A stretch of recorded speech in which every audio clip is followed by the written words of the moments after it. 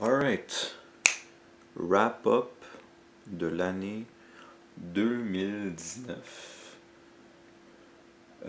par rapport à mes lectures. Fait que quand j'ai commencé la chaîne, je voulais que ça soit une chaîne d'amélioration de soi, plus des trucs occultes que j'ai pas encore vraiment touché, et aussi de littérature. Et je vais me forcer à recommencer à lire. Fait qu'on va voir ce que ça donnait cette année. Donc cette année, je voulais échantillonner le plus d'auteurs et de genres différents possible. Et quand je m'attaquais à un auteur, j'essayais de lire une œuvre un peu introductoire, dans le sens que si j'approchais un auteur que, mettons, son magnum opus, c'est genre un genre de roman de 800 pages, j'optais pour peut-être un roman plus léger, pour voir c'était quoi son style, etc. Fait que j'ai lu une trentaine de livres cette année. Je suis quand même fier. Je m'étais fixé comme but 15. Et fait que j'ai comme lu le double.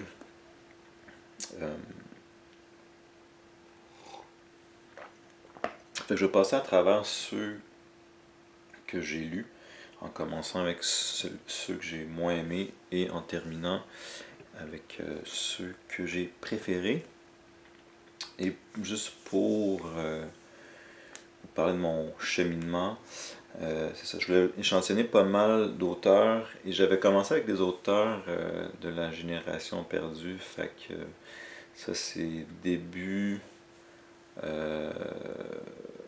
20e siècle, donc des Ernest Hemingway, Scott Fitzgerald et des auteurs comme ça. Mais après ça, je me suis un petit peu promené et à un moment donné, parce que là, je voulais comme plus lire des classiques, et aussi, je voulais aussi lire des auteurs francophones. Mais au tiers de l'année, j'ai lu par hasard un roman de science-fiction qui s'appelle Hyperion, et ça m'a un petit peu, j'ai un peu divergé. Et je voulais comme trouver des trucs similaires à Hyperion. Donc je voulais explorer plus les science-fiction et le fantasy. Donc cette année, j'ai pas vraiment lu de roman policier. Peut-être que l'an prochain, en 2020, je vais... Parce que dans ma tête, c'est comme t'as les classiques. Après ça, t'as comme tout ce qui est genre, comme plus science-fiction, horreur, fantasy. Puis je mettrais roman policier là-dedans aussi. Parce que quand vous remarquerez que dans les librairies et les bibliothèques, c'est comme ça qui est classe un peu. C'est comme, t'as comme tous les livres normaux. Et après ça, c'est comme, oh, roman policier, ça c'est un autre genre. Science-fiction, c'est un autre genre. Horreur, fantasy. Et, mais avec Hyperion, je me suis rendu compte que je tripais vraiment. Que sûrement je tripais. Et j'ai voulu échantillonner d'autres romans de science-fiction et de fantasy. Et j'ai grandi sur Star Wars, fait que je me suis dit que peut-être c'est ça que j'aime beaucoup. Fait qu'on va commencer. Donc, Flashman, c'est celui que j'ai... C'est dans ceux que j'ai moins aimé au final, avec recul. Je l'avais commencé il y a un bout, puis là, le début, je trouvais ça drôle, puis c'était comme, je baignais plus dans le Manosphere, puis dans le Red Pill, puis des affaires de la sphère des hommes, je sais pas comment dire en anglais, en français. Et ça, c'était conseillé parce que c'était très comme un roman de gars, puis c'était genre, regardez le cover. Fait que c'est comme un genre de un anti-héros un peu lâche qui se promène un peu partout dans le monde. avec l'Empire britannique. C'est comme un genre de Forrest Gump, mais genre vraiment alpha qui bang genre toutes les filles qu'il rencontre. Euh, Fait que c'est comme un roman historique, puis on apprend beaucoup sur l'Empire britannique. Mais avec recul, ça m'avait pas tant accroché. Des fois, j'étais comme, ok, en tout cas, j'ai pas vraiment tant trippé. Mais quand j'avais commencé à lire, j'étais comme, ah yo, c'est tellement fucking sick. Genre, j'ai commandé toute la collection. Puis là, j'en ai acheté, genre, je me suis procuré, genre, une- le début de la série. Puis il y a comme, je pense, une dizaine de romans de Flashman. Fait que ça se peut que je les lise éventuellement, mais pas en 2020. Parce qu'il y a d'autres choses qui m'ont intéressé plus. Donc, ça c'était Flashman. Le cover, il est sick. Check ça. Euh, Puis, en tout cas, quand je lis, des fois, je me promène de livre en livre, puis je suis pas concentré. Fait qu'un pro tip, un conseil, une astuce, c'est peut-être de concentrer sur un roman. Parce que sinon, tu te perds, tu tombes sur un autre roman, tu oublies c'était quoi l'histoire de l'autre roman un peu, tu reviens, t'as un peu de la misère à revenir. Comment ça marche? Je suis en train de lire, genre. Je suis en train de lire Mistborn, mais j'ai laissé de côté Grapes of Wrath et La Sommoire d'Émile Zola. Fait que. Mais Mistborn m'a vraiment. Ça m'enchante et je le dévore, fait que je vais me concentrer là-dessus, puis après ça on verra. Ok, Hell House. Ça, j'ai lu ça autour de l'Halloween. Je voulais lire un roman d'horreur. Mais finalement, j'ai vraiment pas aimé ça. Je m'attendais à une ambiance plus gothique, une ambiance d'horreur. Je voulais qu'on me fasse peur, je vois ce que je veux dire. Mais au final, j'ai pas tant trippé. Et c'était comme trop une affaire genre. C'était quoi donc? Ils vont dans une maison hantée qui a comme un passé, genre vraiment horrible. Et c'était comme un millionnaire qui faisait un peu à la Aleister Crowley, là, il faisait plein d'orgies, des affaires capoteuses, là. En tout cas, là, il y a plein de meurtres, puis en tout cas, fait qu'il envoie une équipe pour investiguer. Puis le gars, un des personnages principaux, il y a genre une machine, genre, qui peut comme se débarrasser des fantômes. Ça, j'avais vraiment moins aimé. Moins aimé. L'aspect genre, ok, on a une technologie qui peut se débarrasser. C'était comme. En tout cas, j'ai pas trippé. C'est de Richard Matheson, l'auteur de I Am Legend, qui apparemment est vraiment bon. Mais Hell House, c'était vraiment pas. J'ai pas aimé. J'ai pas aimé. Donc, je m'attendais à une ambiance, ok.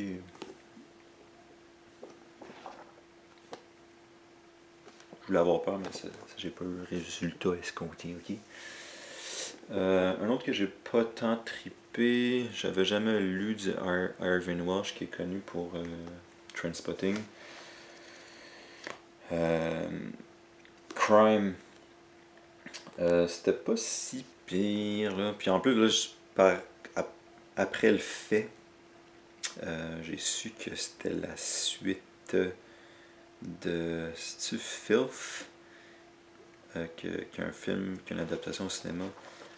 J'ai pas tant trippé. Je vais peut-être lui donner une autre chance à Irving Welsh. J'avais acheté Skag Boys, qui est un prequel de Trainspotting.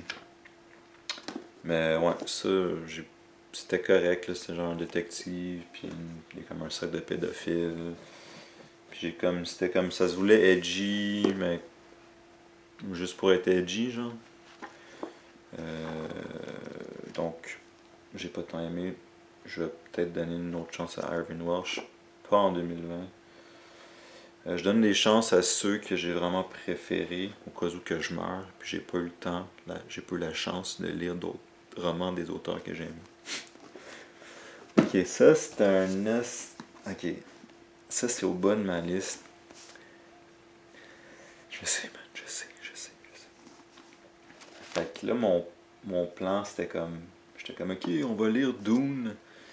j'avais dit à des amis à job, ok, on se fait un club de lecture, on va lire Dune avant que ça sorte en décembre.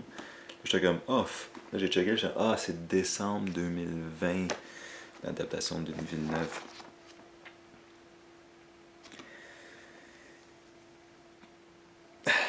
J'ai vraiment voulu aimer Dune. C'était après avoir lu Hyperion, j'étais comme, je cherchais ok, des romans de science-fiction qui ressemblent à Hyperion. Ok, je l'ai aux trois quarts du roman. J'ai débattu si je devais le continuer, mais ça empoisonnait ma vie, j'étais plus capable de le lire. C'est pas l'histoire, c'est pas les personnages, c'est la façon que c'est écrit, j'étais plus capable. Puis ça, c'était comme, c'est un classique de la science-fiction. D'autres gens qui l'avaient lu, étaient comme, ouais, c'est genre fucking bon, blablabla. J'ai pas été capable. J'ai pas été capable, sorry. Et là, je me rends compte en lisant avec tout ce que j'ai lu, et aussi ceux que j'ai vraiment aimés, j'ai dévore. Ok? Fait que je suis comme, yo, j'ai hâte de voir ce qui se passe, je suis capable de le lire, je suis capable de comprendre. Ok? Des fois, je lisais des chapitres, après ça, il fallait que je lise des résumés, puis j'étais comme, j'ai compris genre la moitié de ce qui s'est passé, mais pourquoi? Je pense quand on lit, on se rend compte. Puis ça, c'est son nom, Neil Gaiman qui parlait de ça, que c'est la voix, t'aimes la voix, the author's voice, la voix de l'auteur qu'on aime. Et j'aime pas sa voix. Puis ça faisait partie de ma quête de fantasy science-fiction, que je voulais trouver une série que j'aimais, que j'allais pouvoir attendre impatiemment pour les suites quand c'est une série. Dune, je ne vais pas lire les suites, je vais même pas finir Dune. Et où, dans ma quête de lecture, je me dis que si vraiment il y a un classique comme Dune, je vais le lire à ma retraite, genre, ou quand genre 70 ans, je sais pas.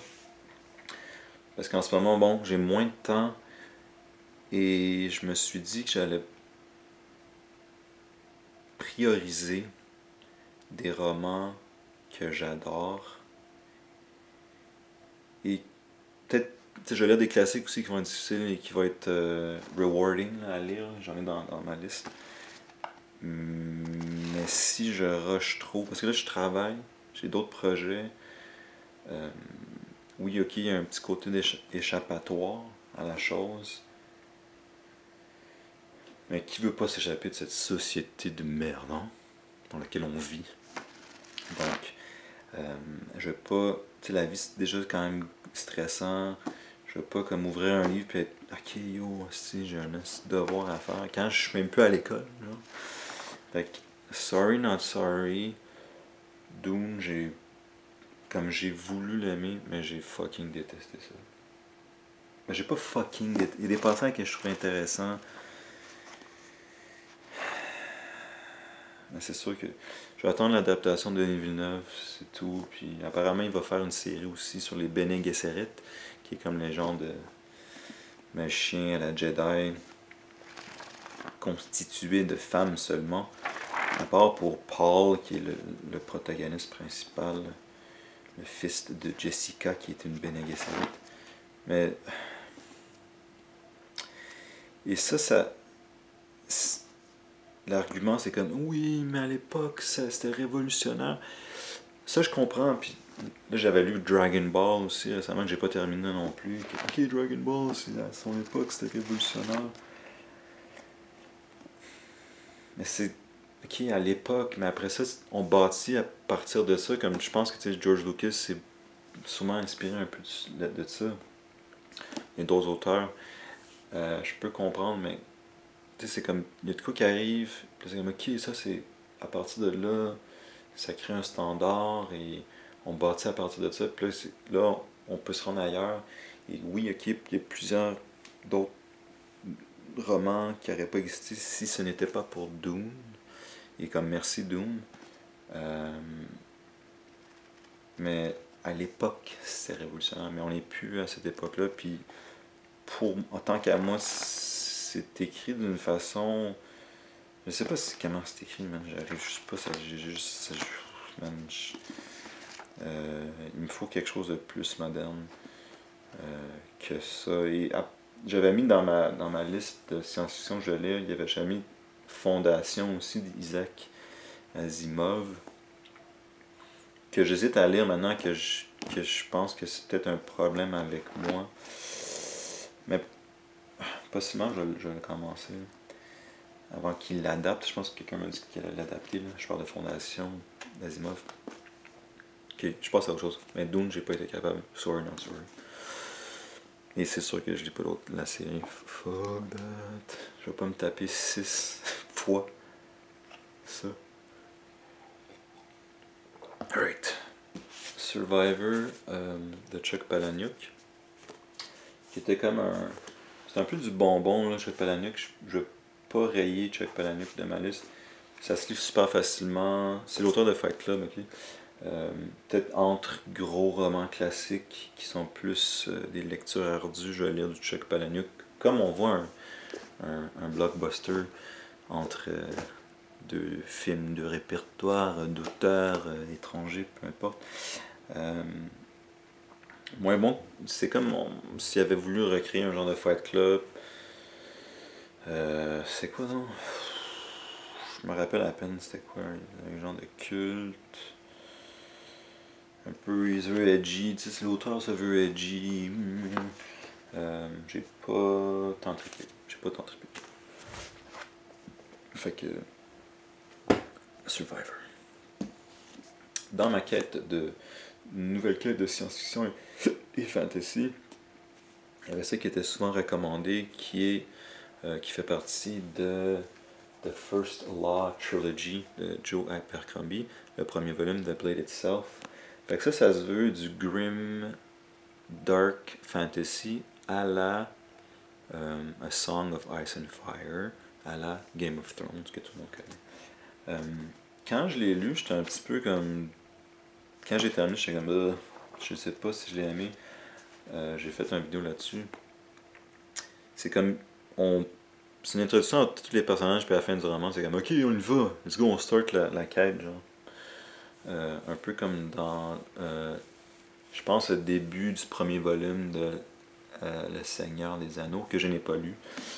Fait que, mais avec recul, je me rappelle quand j'ai lu hyper rapidement, puis c'était quand même.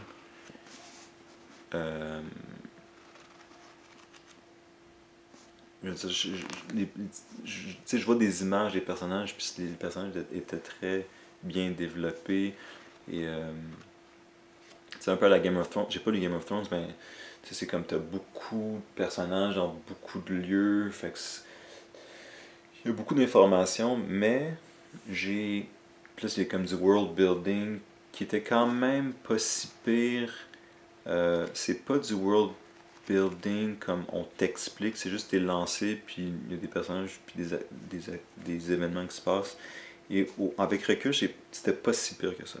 Fait que je vais peut-être donner une chance, parce que là j'ai acheté la trilogie au deuxième volume.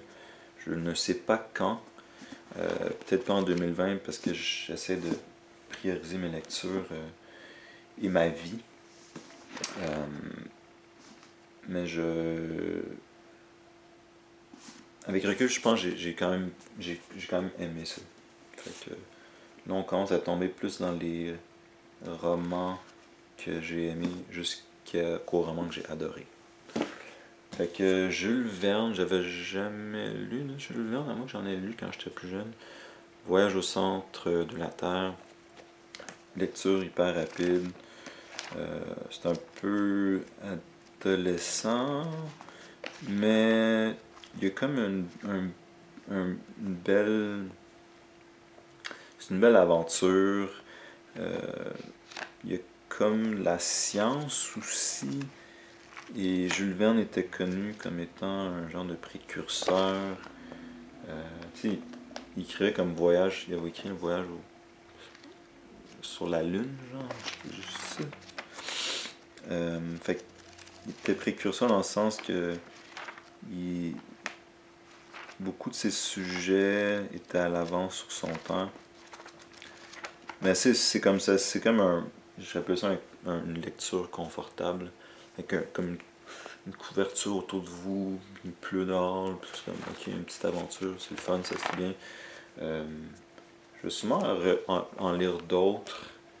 Il y avait l'île mystérieuse, l'île mystérieuse, que je voulais vraiment lire.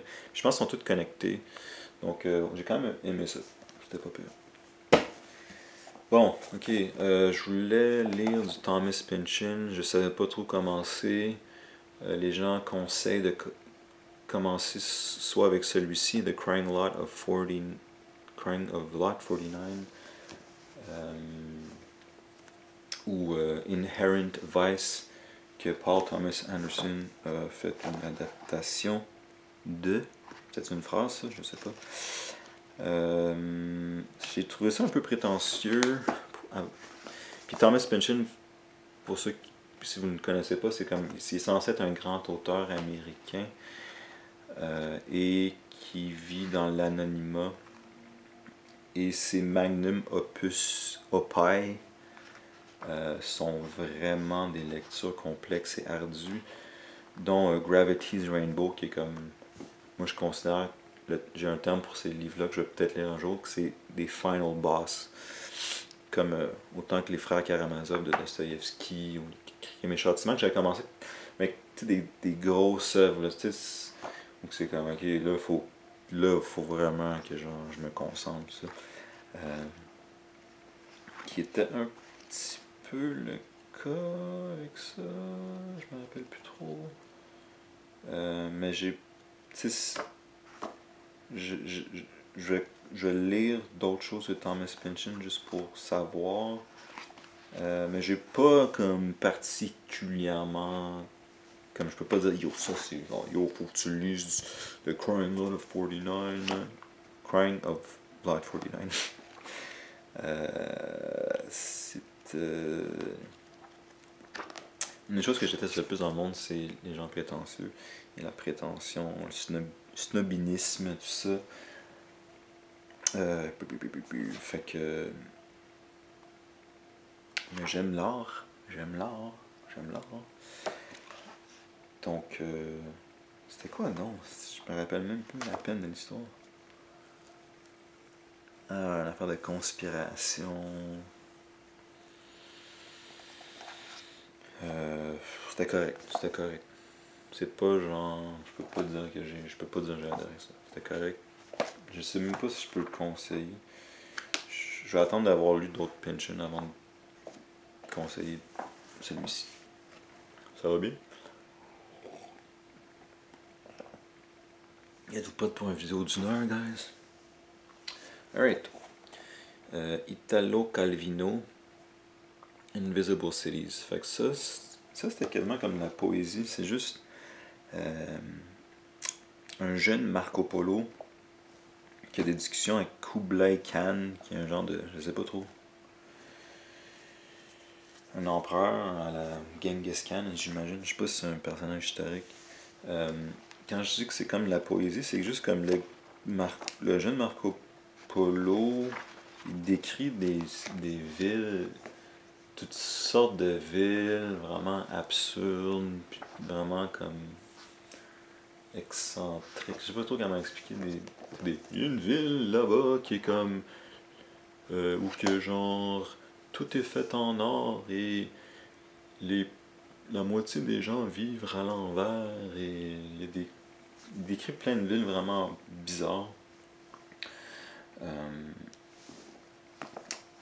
C'était quand même, moi j'ai quand même aimé ça, ça me mettait dans une zone de fantasmagorique, poétique, mais c'est moins. J'ai lu du Jorge Luis Borges et ça c'est c'est comme du Jorge Luis Borges light, genre diète, ce qui peut être une bonne chose dépendant de votre mood, Mais c'est le premier que je lis de Italo Calvino. Je vais peut-être lire Le Chevalier Inexistant cette année, si j'ai le temps. Oh! Ma jambe. Je suis comme assis en indien. Donc, c'est léger, divertissant, puis j'ai quand même aimé ça. Je l'ai comme lu parcimonieusement, à gauche et à droite. J'aurais dû lire d'une shot. Mais ça, je pense que c'est le genre de livre que tu peux lire un petit peu. Là t'as un 5 minutes, tu lis un chapitre, t'es comme, ok. Comme ça, c'est un chapitre. Là. Cities. Plus, j'ai comme pas trop compris comment les chapitres. Cities and the Dead 2. C'est comme, tu changes de chapitre, puis genre. En tout cas, puis c'est comme. Ça fait pas vraiment de sens. Là. Fait que c'est entrecoupé de un jeune Marco Polo qui parle à Kublai Khan. Donc, je le conseille, c'est dans un mode un peu plus poésie. Alright. Philip Roth, que je connais juste de nom et que j'avais jamais rien lu. Je voulais commencer avec quelque chose d'un petit peu plus introductoire, si ça se dit. J'ai commencé avec Ghost Rider qui nous présente, nous introduit le personnage de Nathan Zuckerman qui est un genre d'alter ego. Fait que c'est de Philip Roth, dans le fond, je pense que c'est beaucoup autobiographique. Puis il rencontre un genre de mentor, puis il parle beaucoup de littérature. C'est très méta, il parle de littérature, le mentor parle de ça. Le mentor est comme une femme. Et aussi une fille qui habite chez eux, qui est possiblement son amante, on ne sait pas trop. Ça, je pense, c'est comme du grand art, dans le sens que c'est vraiment de la littérature. C'est de la bonne, là. Ça, c'est de la bonne littérature, là. Mais c'est pas un de ses grands œuvres. Cette année, je vais lire Sabbath Theater. Il est connu pour Noise Complex, je crois qu'il est aussi très autobiographique. Mais je suis pas sûr. Mes amis m'avaient conseillé. Peut-être vous pouvez juste skip à un de ses œuvres plus majeures. Peut-être c'est ça que j'aurais dû faire. C'est ça l'affaire avec la littérature. Faut gérer et prioriser. Ça, c'est ce qu'on va lire et son temps. Parce que ça prend quand même du temps lire. Mais c'est un petit livre. Je pense que j'aurais dû juste lire un de ses œuvres principales. Fait que c'est ça. Philip Roth. Mais j'ai aimé ça. Ensuite, les critiques c'est j'ai aimé ça, j'ai pas aimé ça. Je suis pas un intellectuel, ok. Fait que F. Scott Fitzgerald de La Génération Perdue, Hemingway, D.H. Lawrence, tout ça. Très autobiographique, ça parle plus de sa jeunesse, j'ai l'impression. Fait que c'est l'auteur de The Great Gatsby. Est-ce que j'aurais dû aussi dans le même cas juste lire The Great Gatsby? Non, ça je pense que ça vaut la peine d'être lu. Donc j'ai quand même, quand j'ai commencé cette année, c'est un des premiers livres que j'ai lu et que j'étais comme ok, ça fait du bien de lire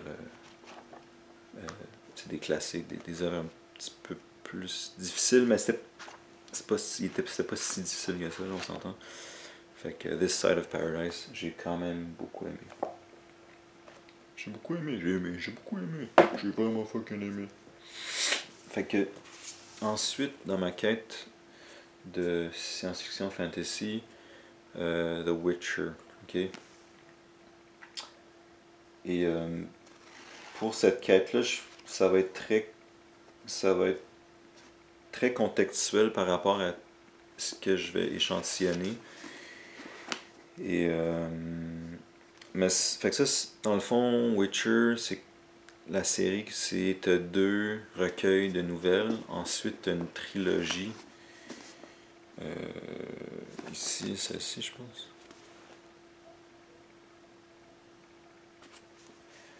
Mais en tout cas, le premier recueil de nouvelles, j'ai quand même aimé ça. C'est comme des contes de Grimm, genre, mais un petit peu plus grim, mais un peu plus dark. du bon world building, comme il appelle. Bon, les personnages intéressants. Geralt of Rivia. On comprend bien. Puis c'est ça. Les jeux là, sont basés sur les romans. Et là, il va y avoir une adaptation avec Henry Cavill, Superman, que j'ai genre pas vu. J'ai fait un rêve de Superman l'autre jour, par rapport. Fait que. Witcher. Ça, j'ai aimé. Là, j'avoue que je suis en train de lire Mistborn, puis j'aime vraiment plus Mistborn. Donc, on va voir. Peut-être que je vais continuer. Peut-être que je vais. Parce que j'avoue que j'avais peut-être tenté d'écouter la série. Ou peut-être que je peux attendre. Parce que, en général je préfère lire et ensuite regarder l'adaptation cinématographique. J'ai fait ça avec The Shining, j'ai fait l'inverse avec The Shining, j'ai comme lu The Shining récemment, mais j'avais vu The Shining plusieurs fois. J'étais comme, le film est meilleur, genre. Et où t'es trop influencé par le film, tu vois juste les personnages du film. Fait que je vous le conseille si vous aimez le fantasy. En tout cas, le premier volume qui est The Last Wish. Série de nouvelles. Ernest Hemingway, The Sun Also Rises, c'était aussi un des premiers livres que j'ai lu cette année, quand je me suis remis à lire. Et j'ai quand même aimé ça. Ce que je peux dire, c'est que c'est comme très économique la façon qu'il écrit, dans le sens que il va straight to the point, il fait juste compter des choses qui se passent. C'est très peu je sais pas, allégorique, c'est juste comme ok, lui a fait ça, lui a fait ci, lui a donné de l'argent, il est allé là, puis après t'as vu ça, puis l'autre est arrivé, c'est écrit comme ça. Fait que c'est un peu sec, mais peut-être, tu sais, faut lire entre les lignes, je sais pas. Mais j'ai quand même aimé ça. Et j'aimerais. Je vais lire d'autres choses de lui. Peut-être Farewell to Arms ou d'autres choses. The Old Man in the Sea, je pense que j'ai lu à l'école. Dans un cours d'anglais. Alright, Michel Houellebecq. Que cette année j'ai lu 2 romans de lui. J'ai lu Les Particules élémentaires et Soumission. Ça, j'ai quand même aimé ça, mais j'ai moins aimé que Particules élémentaires. Ça parle de l'islam dans une France assez proche de la nôtre. C'est comme dans un genre de France futuriste, où que comme l'islam commence à prendre de plus en plus d'ampleur et de contrôle. Mais ça s'en va vraiment, je sais pas comme spoiler, mais c'est quand même original. Et c'est très bien. C'est assez super rapidement. Les romans Houellebecq ça lise vraiment rapidement. Et j'ai vraiment aimé ça. Mais moins que Particules élémentaires. Quelqu'un m'avait expliqué qu'il y avait 2 phases à Michel Houellebecq. C'était pré son succès et post son succès. Et qu'il y a un petit peu plus d'humour post son succès. En tout cas, c'est possible. Mais Particules élémentaires, c'est juste avant. Fait que c'est un petit peu plus. C'était un petit peu plus intense. Et bon, c'est edgy, là, il parle tout le temps de sexe, puis comme. En tout cas, j'ai beaucoup aimé, je vous le conseille. Mais je vais pas vous spoiler, fait que je vais pas en dire plus. Fuck yeah. Here to save the motherfucking world, yeah, America. Right, fait que j'ai voulu lire du John Steinbeck, l'auteur de Des souris et des hommes, que j'ai possiblement lu à l'école, je m'en rappelle plus. Et je voulais commencer avec un petit livre rapidement. Et cette année, je vais le lire comme des petits livres aussi pour comme me donner de la confiance. Fait que ça, c'est un conseil que je vous donne. Cannery Row, super confortable, comme j'ai dit plus tôt. C'est comme, tu lis ça, t'es comme, ah, je suis confortable, c'est comfy. Des personnages attachants, des histoires attachantes, très touchantes. Je pense que j'ai quasiment pleuré, genre, à mon ami. Très touchant, j'ai beaucoup aimé. Présentement, je suis en train de lire Grapes of Wrath, qui est comme plus considéré comme une de ses œuvres majeures, qui est un petit peu plus boring, pour être franc. En tout cas, je pense. Ok. Zola, j'avais jamais lu de Zola. Thérèse Raquin, vraiment aimé. C'est comme littéralement comme un roman d'horreur. Je vous le conseille. C'est non plus une de ses œuvres majeures. Présentement, je suis en train de lire L'Assommoir, qui fait partie de. C'est-tu la comédie humaine? Ah non, c'est les Rougon-Macquart, pardon, je me trompe. Avec Balzac, que je pense que je déteste. Mais Zola, j'adore. Fait que ça, je suis en train de lire L'Assommoir présentement et c'est vraiment bon. Autant horreur que ça qui est horreur, mais L'Assommoir, c'est genre la vie de tous les jours des gens de l'époque en France. Et ça, ben c'est plus horreur. Ben moi, je considère ça horreur. Donc, je vous le conseille. C'est un petit livre, ça se super bien. Thérèse Raquin, un de ses classiques, pourtant. Pas pourtant, mais c'est pas. Ça va partir de son Rougon-Macquart. Le cycle Rougon-Macquart. Alright. Oscar Wilde, Gothique. Fait que ça, j'ai reculé dans le temps, parce que ça, c'est écrit en au 19e siècle. J'ai quand même aimé ça. Donc, horreur peut-être aussi. The Picture of Dorian Gray. Tu sais, c'est comme. Je sais pas, j'ai pas lu Frankenstein, mais c'est comme à la même époque que Frankenstein. Je pense. Dr. Jekyll, Mr. Hyde, tout ça. C'est comme une horreur plus gothique. Fait que. C'est quoi donc? Ah ouais, c'est ça, c'est comme. C'est axé sur la beauté, un peu la superficialité. Et le personnage principal, il y a comme un tableau, en tout cas, magique, qui lui permet de rester jeune. Je le conseille. Dorian Gray. Ok. Ça, c'est l'autre Chuck Palahniuk que j'ai lu. Rant. Ça, c'est vraiment. Ok, ça j'ai vraiment aimé ça et ça nécessite plusieurs lectures. Fait que tout le roman au complet, c'est des témoignages de différentes personnes qui ont connu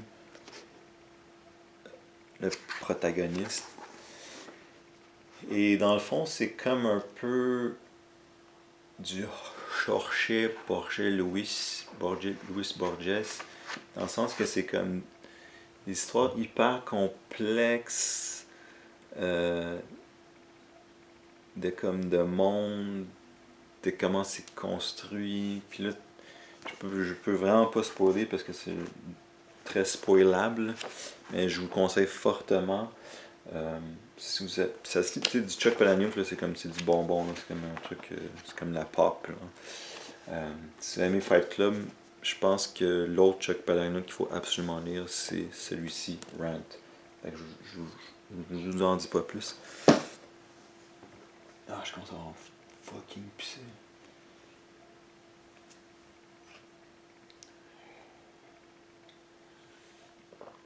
Ah, ok.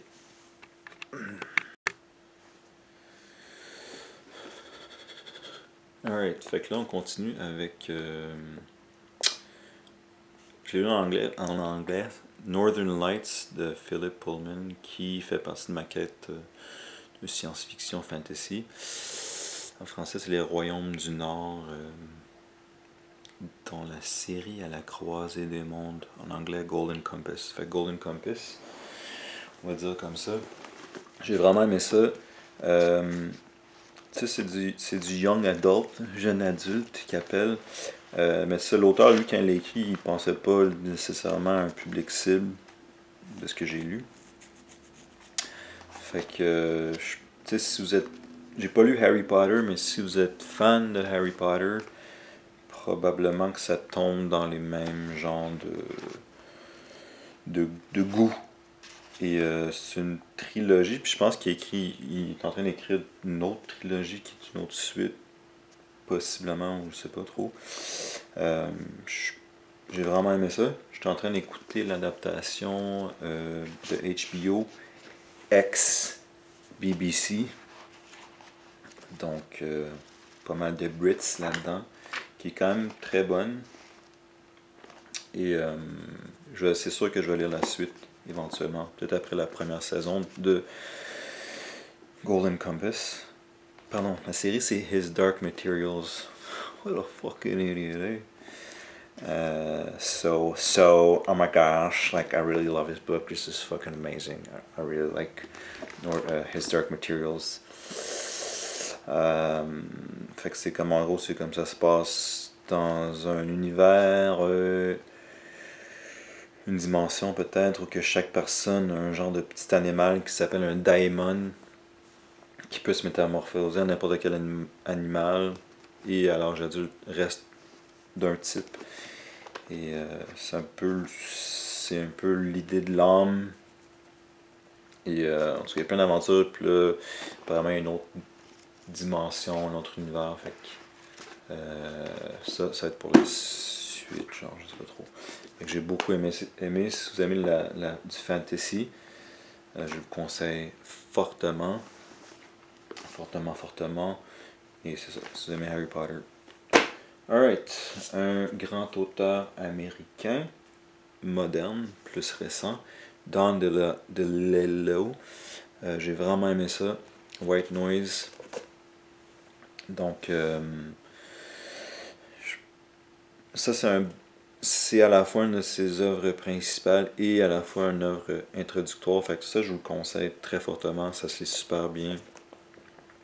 C'est un de ceux que je vais conseiller absolument, que j'ai vraiment adoré. Parce que c'est aussi facile d'accès. Certains d'autres des livres qui restent sont un petit peu plus difficiles. Fait que si ça fait un bout que vous n'avez pas lu, peut-être que ça ne va pas faire un bon ménage avec vous. Si je peux dire comme cela, comme ça, et probablement que je peux pas le dire comme cela. Donc, ça, c'est... Ok. Fait que William Faulkner, quand j'ai commencé à lire, je voulais échantillonner des auteurs de la génération perdue. Il fait partie de la génération perdue. Donc, post-Première Guerre mondiale. Et, ok, ça c'est... ok, ça, comment il l'expliquait? Donc, le roman est un petit peu peut-être à la Rand ou Kagemusha ou Rashomon ou c'est quoi le film de Tarantino, Jackie Brown. Fait que c'est écrit de la perspective de différents personnages d'une famille que la mère décède et la quête principale du roman, c'est d'aller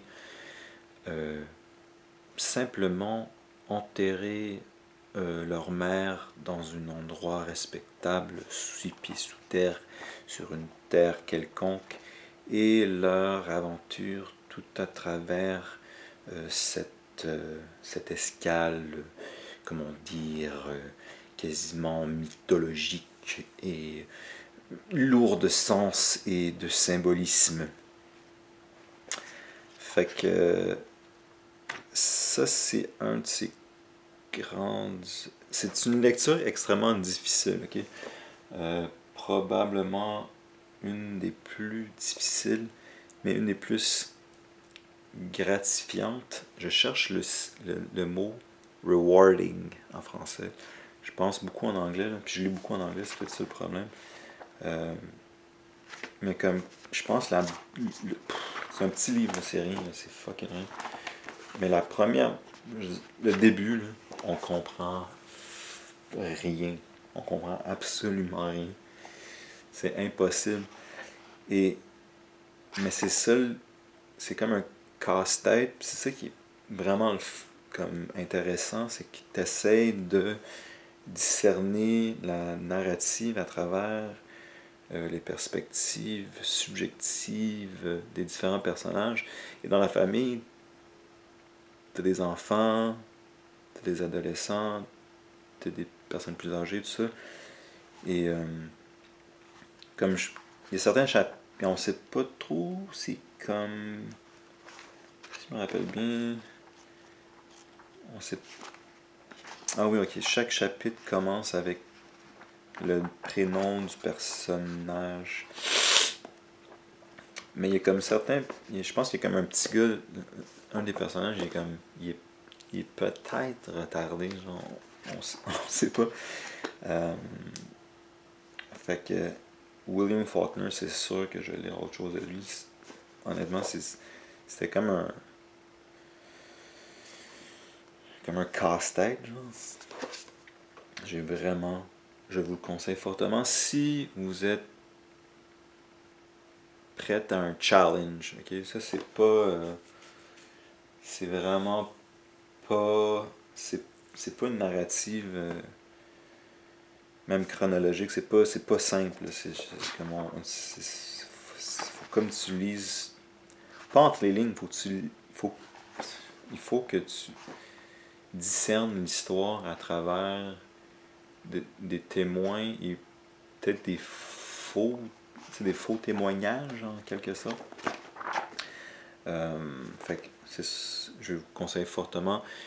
Et dans le sens comme si vous avez jamais écouté un film d'auteur ou de répertoire, ça c'est l'équivalent. Je pense que dans tout médium, t'as comme, mettons les comics, c'est les comics, genre Batman, Superman, puis après ça t'as des graphic novels. En cinéma, t'as les films en général, puis après ça t'as les films de répertoire, les films étrangers, les films d'auteur, tout ça. Ça c'est comme la littérature avec un grand L, de ce que je comprends, là. Mais c'est pas impossible. C'est pas tellement dense que. Mais. C'est pas tellement dense que tu serais pas capable. C'est un petit livre, là. Il y a genre une 200aine de pages. 200aine. Mais si vous réussissez à le lire, c'est très gratifiant. C'est ça, rewarding? Gratifiant. C'est très gratifiant. Je vous conseille fortement, fortement si vous voulez quelque chose d'un petit peu plus challengeant. Alright. Faulkner. Puis pour la suite, je pense que je vais lire The Sound and the Fury. Il y a August Light, je pense. Light of August, on a parlé. Mais ça, c'est dans mes tops, là. Là, on est vraiment. Il en reste 5, là. On rentre dans mon top 5. Alright. Céline voyage au bout de la nuit. Ok. Écoute, c'est un des romans un peu. J'aime le terme zeitgeist, qui est comme un portrait d'une époque. Là. Puis ça, c'est quand, non? C'est la. C'est plusieurs pays. Là. Il se promène, l'auteur se promène. Au début, c'est un soldat. À la fin, c'est un genre de médecin. C'est pas un spoiler. Mais c'est juste le portrait de toute une époque. Et le style est très très très particulier. J'avais dit dans mon vidéo quand on parle, en anglais c'est Stream of Consciousness. Fait que c'est comme un mélange de ses pensées, et c'est très... Il y a beaucoup comme c'est écrit comme c'est parlé, c'est comme peut-être l'équivalent du joual. Euh, mais c'est très très très très sombre. Il y a très peu de lumière dans ce roman, mais je pense, comme beaucoup ces autres auteurs de la génération perdue, il y a peu de lumière après de grandes guerres, j'ai l'impression. Il y a beaucoup de traumatisme, il y a beaucoup... Tu sais, les gens sont totalement fucked up, c'est ça. Fait que... Mais ça, c'est une grande œuvre littéraire française, facile à lire, dans le sens que c'est écrit comme c'est parlé, fait que c'est comme... Et à l'époque, c'était révolutionnaire, je sais que j'ai dit ça tantôt, mais c'est juste que il n'y avait pas eu de roman qui était écrit de la sorte. Donc d'un parler, d'un genre de... Puis tu mélangeais avec... c'est ça, les pensées, c'est quoi stream of consciousness en français? En tout cas, je vous le conseille fortement. C'est un gros livre. Là, c'est gros. C'est 500, c'est petit, 500 pages. Mais c'est un des grands romans français. Je le conseille. Bon, prochain, D.H. Lawrence. C'est un placeholder parce que je trouve pas ma copie. J'ai juste lu Sons and Lovers. Je suis vraiment tombé en amour avec D.H. Lawrence. Il n'y a rien de complexe. C'est pas une lecture comme du Faulkner. C'est juste... Sons and Lovers, c'était juste extrêmement touchant. Une prose... Une très... je sais pas comment... Très belle prose. C'est juste l'histoire d'une famille pauvre qui vit dans la misère. Et la façon que c'est écrit, la voix de l'auteur, juste quelque chose d'extrêmement touchant. Je vais pleurer, guys. D.H. Lawrence, c'est dans mes buts là, à long terme, c'est que je voudrais lire probablement toutes ses œuvres, du moins principales. J'ai trouvé ça extrêmement touchant. Je vous le conseille fortement si vous êtes ouvert à des œuvres littéraires avec un grand L. Donc, si vous aimez les films de répertoire, je fais une parallèle avec le cinéma. Là. Si vous aimez les films de répertoire, D.H. Lawrence va certainement vous parler, autant que Faulkner. Bon, là on est prête. C'est mon top 3 de 2019. Are you ready for this? I don't think you're fucking ready for this. Fait que ça, c'est ceux que je vous conseille absolument. De plus, c'est des lectures relativement faciles. Y a rien, c'est pas des lectures ardues ou complexes comme Faulkner ou D.H. Lawrence.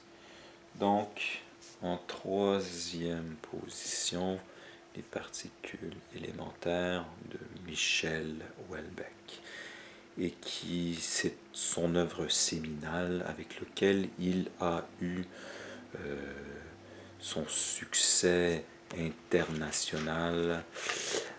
C'est une œuvre extrêmement riche et c'est un portrait d'une époque, comment dire, post-liberté sexuelle, donc tout ce qui est post-années 60, et on voit les répercussions sur deux personnages principaux, des frères jumeaux ou des frères, je ne me rappelle plus, les répercussions de toute l'ère post-60 de la liberté sexuelle sur deux personnages qui le vivent extrêmement différemment.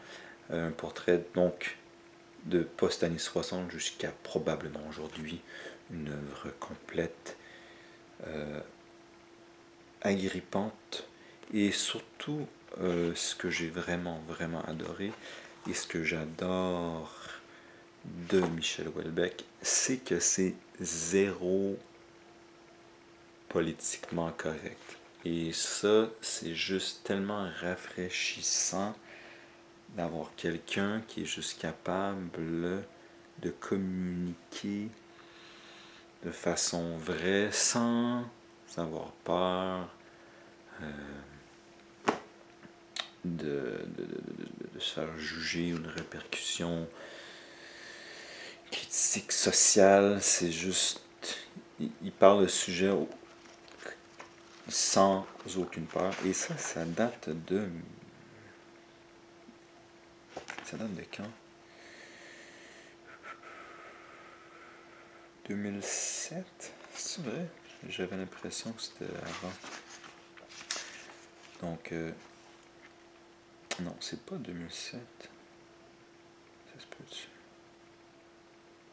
Écoutez, je suis plus sûr. 1998. Donc, c'était à une époque différente, mais si je comprends bien là, le reste de sa bibliographie, il est tout le temps aussi cru, il parle de sujets intenses. Et donc, moi, j'aime pas trop la censure, tout ça. Mais lui, il ne se censure absolument pas. Et il y a certains passages extrêmement crus, mais peut-être ça choque un peu, mais des fois, il faut être choqué pour sortir de sa zone de confort, si je peux le dire comme ça. Je vous conseille fortement. En français, c'est dans mon top 3, donc pour ce qui est français 2019, c'est le meilleur roman que j'ai lu. Et c'est cela. Alright, ok, plus proche de mon cœur. Fait que lors de mon cheminement, de ma quête littéraire cette année, je suis tombé là-dessus, ça a complètement dévié mon aventure littéraire, où que là, je voulais comme un petit peu plus échantillonner des livres, des romans de science-fiction et de fantasy, parce que j'ai vraiment trippé sur ce roman. Et la beauté de la chose, c'est que c'est juste la première partie de 2 parties. Et possiblement une 3e et 4e partie. Il y a un 3e et un 4e volume qui se passe comme plusieurs années plus tard. J'ai adoré ça. Si vous avez simplement un tout petit penchant pour la science-fiction, il faut que vous allez lire. Il faut que vous lisiez ceci. Basically, c'est l'histoire de 6-7 pèlerins qui se rendent à une planète qui s'appelle Hyperion, sur laquelle il y a une créature qui s'appelle le Shrike, et il y a aussi des genres de... Ils appellent ça des time tombs, fait que des genres de... En tout cas, c'est une affaire avec le voyage en temps, possiblement, et c'est un voyage vers cette planète, et pendant ce voyage-là, les 6-7 personnages se racontent comment ils se sont, leur lien avec la planète, et comment ils se sont rendus dans cette aventure-là. Et des indices à ce que ça pourrait être, cette planète, et ce que pourrait être le Shrike. Et ça se passe, c'est dans le futur avancé, mais possible, et je pense que c'est peut-être dans la définition de la science-fiction. Dan Simmons, que je vais suivre de près, c'est l'auteur de The Hollow Man, que je pense qu'il y a eu une adaptation au cinéma, que je pense pas avoir vu. Mais que je suis comme aïe aïe. Et c'est moderne, ok? Parce que tantôt j'ai parlé de Dune, parce que Dune, je suis comme tombé dessus après avoir fait des recherches, puis après avoir geek out, puis je trouvais des trucs similaires à ça. Comme ok, peut-être que je serais pour science-fiction. C'est très moderne, ça c'est super bien. Et pourtant, je te jure, combien il y a de pages là-dedans? C'est une grosse brique, là. C'est genre 500 pages, écrit super petit. J'ai pas vraiment adoré ça. J'ai vraiment adoré celui-ci. Donc, Hyperion, cette année c'est sûr, je lis la suite. J'ai mis de côté comme sachant que ok, il y a quelque chose de vraiment bon qui m'attend. Et c'est ça, dans ma quête de science-fiction, je vais trouver d'autres séries. Reste à voir. À date, il y a Mistborn qui m'a vraiment attaché. Witcher un peu. The First Love, pas vraiment. His Dark Materials, oui. Mais Mistborn, à date, j'ai l'impression que Brandon Sanderson va être un bon auteur de fantasy. Côté science-fiction, je sais pas encore. Je suis pas vraiment. Je suis plus en train d'explorer, à vrai dire, le fantasy. Alright, t'es prêt pour mon top 1? Je pense pas que vous êtes prêts. Fait que mon top 1, c'est Ham on Rye de Charles Bukowski. J'avais jamais lu de Bukowski avant. Et. Ça, c'est le roman que je pense que tout le monde aurait dû lire. Tu sais, comme quand on était jeune, tout le monde le disait genre 1984. Catcher in the Rye. C'est ça qui est bizarre, c'est que Catcher in the Rye, c'est Ham on Rye. Je comprends pas. Mais je pense que les gens devraient. Mais c'est un petit peu plus cru. C'est un petit peu plus moins politically correct.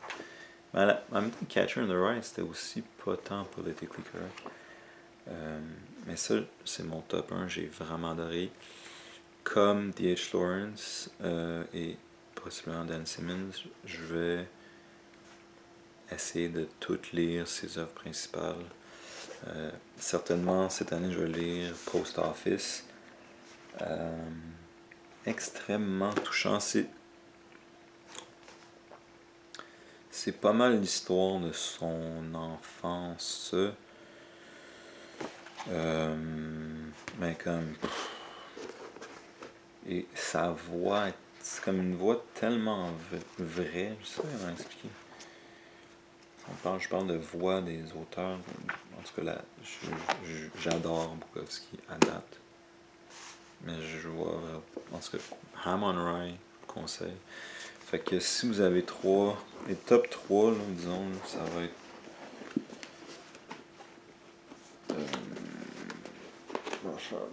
Ceux-ci. Ok. Et aussi le Comte de Monte Cristo. Fait que ça, c'est mon roman préféré de tous les temps. Je vous le conseille. Si vous êtes un petit peu plus enclin à des trucs un petit peu plus prétentieux, pas prétentieux, mais fancy, artsy fartsy, peut-être ceux-là. Ok. Et c'est pas mal ça. Et ça, c'est plus facile d'accès, plus moderne. Donc, c'était pas mal ça. Fait que ça résume 2019. Pour la suite, je vais donner. Mettons dans mon top 3, je vais comme relire ces auteurs-là en 2020. Parce que j'ai tellement trippé et c'est juste plaisant de revisiter des bons amis. Des bons amis. Hein? Des bons amis. Fait que, et aussi de peur que je meure. Tu sais, je vais pas mourir sans avoir lu un autre Bukowski ou la suite de Hyperion ou un autre Houellebecq qui est vraiment. Je dis ça, Houellebecq aussi, je vais tout lire. Il est vraiment particulier. Et c'est un des seuls auteurs que je sens qui est plus vrai. Et c'est peut-être à cause du contexte sociopolitique de la France où j'ai l'impression que les gens sont moins froissés qu'aux États-Unis, possiblement au Canada. Donc, c'est ça. Et je vais faire une vidéo sur ce que je veux lire en 2020. Alright? À mes 3 abonnés, ayez une bonne année 2020. Et merci de m'écouter. Alright? Peace.